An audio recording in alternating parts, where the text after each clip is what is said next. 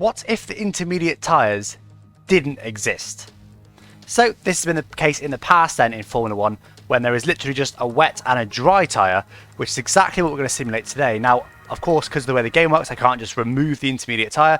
So what I've actually done is made the intermediate tyre have the exact same performance as the full wet tyre. So as soon as you go from dry, you have to go straight to the full wet, whether you use full wet, whether you use intermediate. Now, of course, I will add the caveat that in real life, you would probably adjust the full wet tyre to be a bit close to the intermediate. You wouldn't just have the full wet tyre exactly as it is when you're not going to have an interim tyre. But for the purposes of this test, at least, we are just going to have straight from the current dry tyre straight to the current wet tyre. Now, we've got qualifying first. It is going to put us on the full wet tyres. We have just put a normal amount of rain for qualifying. Then in the race, we're going to go from dry to wet to see how that works and also see how the AI handle it, see if they can handle this pretty wild change that we're doing here. So let's jump straight into qualifying. Here we go then, jumping straight into qualifying. This is actually the first time for me playing on this wheel in the wet. So this could be interesting for a start. And I think these conditions might actually favour the wets anyway. Oh, it's pretty understeering, maybe not. I don't know what the AI are on, but they'll be exactly the same whether on inters or wets. A little bit of oversteer there, able to control it nicely with the Fanatec wheel. Going down to 50% brake bias. Also go up on the diff to give us maximum traction. Whoa, say maximum traction, get a huge amount of oversteer. We are going to back out of it because we want to be starting from the back of the grid, as always in these videos, to liven them up a little bit. And again, just this Fanatec looks so nice. I'm not going to mention it too much, but it's still new to me and it still feels absolutely glorious to use. Trying to get on the power nicely now. And for now, this doesn't feel too bad. I feel like these would have been intermediate conditions, but it's put us on the wets and it's not too bad at the moment. I think the biggest difference would be the transition, my word. The transition between the dry to the wets, that'll be when we get the biggest difference of all. Of course, I have chosen Max Verstappen as well. It had to be done, didn't it? Max Verstappen, oh god, the king of the wet. That was a big old snap. We did well to catch that. Full opposite lock, completely off the throttle, only just able to catch it. But we're going to back off then to make sure we get the very back of the grid. But let's jump now into the dry start to the race and then getting wet as the race goes on. So here we go then. This is the forecast for the race. You can see it's starting sunny, getting cloudier and cloudier and cloudier, then starting to rain, then go into heavy rain for the end of the race. We'll see if that forecast comes forward a little bit. But let's get cracking straight away then with the start of this race. I want to try and have a half decent start. I won't show you guys most of the dry running, but let's just have the start because that's always the most exciting bit of any race, isn't it? So on the grid now, let's try and have a decent enough start. Lights out. Getting like my third ever start on this wheel. I'll stop mentioning the wheel at some point, I promise. Trying to remember the buttons. Whoa, diving at the inside there. Making a couple of positions. Oh, bit of contact there on Romain Grosjean. Whoopsie daisy. Trying the outside of Kevin Magnussen. Leave him a bit of room. He left me a bit of room, I should say. Up to the overtake ERS. And we are up to P14. Nice enough start there. Up to P14. I'll make my way up through the grid from here. And we'll now skip ahead to when it just starts to rain. Okay, we found ourselves into a little bit of an easy gap, to be honest with you. We're now about 9 seconds back from Mercedes, but we are now third, best of the rest. So we're gonna simulate a bit of a botched stop from the Red Bull team, even though that's not what happened. It's not getting everyone's way though. And we're gonna pretend, oh no, we actually had a bad stop in the pit lane, and it cost us, 5 seconds. Oh no. Okay, right, we're okay now though. The tyres are all fine. We managed to put the right tyres on the car. And we're good to go. Let's see where we are in traffic once the rain starts to come. Just before we get into the wet weather, I'm here to ask you to please subscribe to the channel if you do enjoy this video. Last month we had 4,500 of you subscribe, yet somehow 85% of my viewers were still not subscribed. So if you do enjoy my content, please do subscribe to the channel. It does really help a channel my size. Let's get into the rain. There we've got a few drops of rain starting around about now. See a little bit on my camera, particularly on the chassis. If you look at the chassis, you can see the few streaks running down the chassis, which is the first sign of rain. It should start as light rain and then get heavier. Still got 5 laps in this race to see what this is going to be like, as we then need to transition to wets towards the end. But don't forget, we've not got the intermediate tyres, so it's going to be a case of jumping straight from these hards straight to the full wets. At what point will be the right transition time? Let's find out. We start to struggle now with a lack of grip. Interestingly, my engineer just said we might now be time to go into the pit lane. However, it's not suggesting we actually strange our strategy, which is interesting. So the engineer has said it's time to come in. DRS is disabled, which normally means it's time for inters.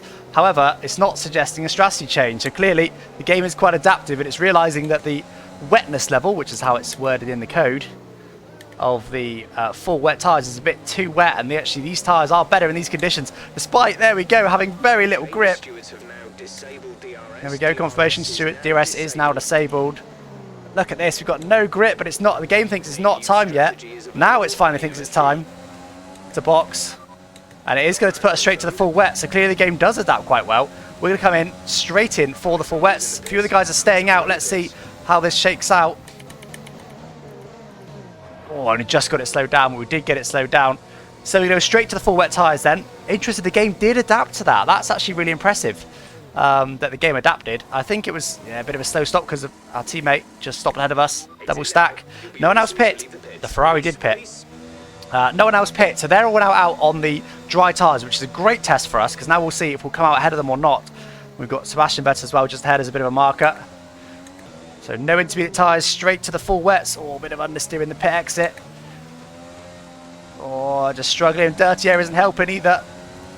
Let's try and get past him right now if we can, but he's got a pretty good exit there.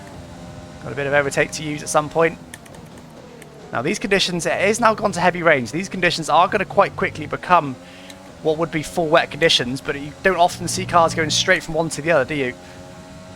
It is normally a case of intermediate tyres, then full wet tyres, certainly in the game. And these tyres don't feel like they've got much grip, but maybe that's just the wet weather. It's hard to know whether the intermediates would be better. I think this is probably still intermediate conditions right now. I wouldn't have thought it's wet enough just yet for full wets, which is why we're struggling a little bit. The game told us to go on these tyres. Is this going to be quicker than the people that are out on the dry tyres? That is the big question. And this is the point. This is what this mode's going to do, is it's going to make the crossover point really broad, or really narrow, sorry, really narrow. And it'll be a case of one extreme to the other, rather than a kind of a tyre in the middle that does a bit of everything. Got lots of overtake to use now because we're using the throttle a lot less. So they're still not in the pits. They're still staying out. They still think it's dry tyres. Let's try and get past Vettel right now. Flying past him in the straight, no problem whatsoever. Right, let's see what we can do now without any dirty air. To Kvyat ahead, it is still on the medium tyres. So I think that's a bit of an AI glitch more than anything else. Albon ahead of him, 3.5 seconds. Surely the medium tyres aren't right anymore. We'll see if they box next lap, or maybe it's got to the point that it's so late in the race they're going to try and make it work. But still, this is going to be a good test. Yeah, we're significantly faster than Kvyat, but actually, we're going to struggle to catch the pack. Oh, my word. He's trying to get past Kvyat ASAP. We're trying to run his outside, perhaps through this next section of corners, because he's going to have no grip. There it is, straight runners outside, no problem whatsoever. It is now definitely benefit to the wet tyres. Again, it's probably still intermediates. I would have thought if they were available, we would have gone intermediates until the end of the race. And it perhaps would have got a little bit wet for the intermediates right at the end, but we probably would have made do. But this, we're having to jump straight to the wets. And it was a bit dodgy for the first lap, but now these tyres feel about right. And that's actually checking on the temperatures. Try and do that while I'm driving. Easy said and done. They're okay. So it is now time for the wets. That's, of course, the thing that would really make a difference, is that your tyres would just be cold. Lando Norris head, is he going to box? None of them are boxing. None of them... I hope he doesn't box. No, he doesn't. None of them are boxing. Our teammate does finally get past him, but they're going to be a big gaggle of cars for us to try and overtake at the end of this race. Let's get it all slowed down. Let's try and get past Albon if we can, but he's on the same car and same tyres as us. It's tricky to get the traction right. Just about. Using all the beans I've got now. If we can get past him before he catches the pack, that'll be what we need to do, but easier said than done. We've outbraked him quite significantly there. Get it all slowed down, and we have now caught back up to more or less where we were. Oh, went full beans. Almost lost it because of it. Okay, we're going to have to hope Albon gets a bit stuck with this traffic and we can just fly past him. Going to try and cut back on him, get up the inside, which he managed to do nicely. Go take two cars. They're all on dries. Look how slow they are. Having to take right to the inside. Can we go around the outside of Pierre Gasly here? Yes, we can. Nice and easy. Clearly, it is time for wet tyres. Now, look how wet this is. Oh, no. Oh, a little bit of contact there with Charles Leclerc. And I sent him into a half spin. That's my bad. Surely we can't get Perez as well. It's weird being wet tyres versus medium tyres, of course. You know, the fact there's no intermediates clearly messed the air up a little bit, but I would say that is more because of the distance in the race. I think if we had a longer race, they would have definitely boxed. We're going to try and fly past him, no problem. Can we get signs as well? He probably even had to lift through that last corner there, which is normally very easy flat out. We should be able to get signs as well, all the way up to P4. And Lewis Hamilton was just ahead as well. That was really a leveler there, as we were just on wets, and that's interesting. Now, obviously, there was a little of a gameism there because I was going to say these guys would have obviously boxed, but actually, we probably only gained a couple of positions there, so their strategy wasn't far off. I think they were right on the limit of pitting or not, and then it got to the end of the race, and they thought, we're staying out now, it's not worth us pitting. But going straight from softs to wets, or from dry tyres to wet tyres, was actually really interesting. That really livened it up, rather than just having this tyre that you go to and that you kind of make it work for a broad range of conditions. If it gets a bit damp, as soon as the dry tyre stops working, you go to the Inter.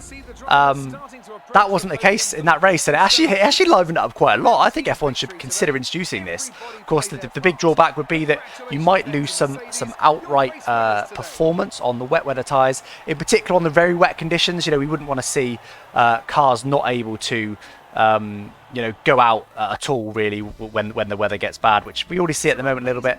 We want to see that even more.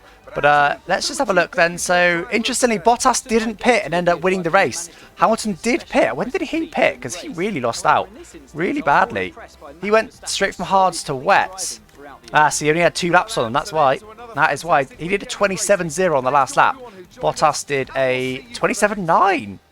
Now that is interesting. What were we doing? We were doing, okay. Hamilton had some issues because we were in the sort of 21s. Ricciardo was in the 28, so 7 seconds a lap at the end there. Anyway, that test was quite fun, guys. Hopefully you enjoyed that one. It actually mixed up the racing a little bit, but I don't know if that would necessarily be the case in real life. Hope you enjoyed that, guys, nonetheless. Don't forget to subscribe if you're new, and I thank you for watching. Bye-bye.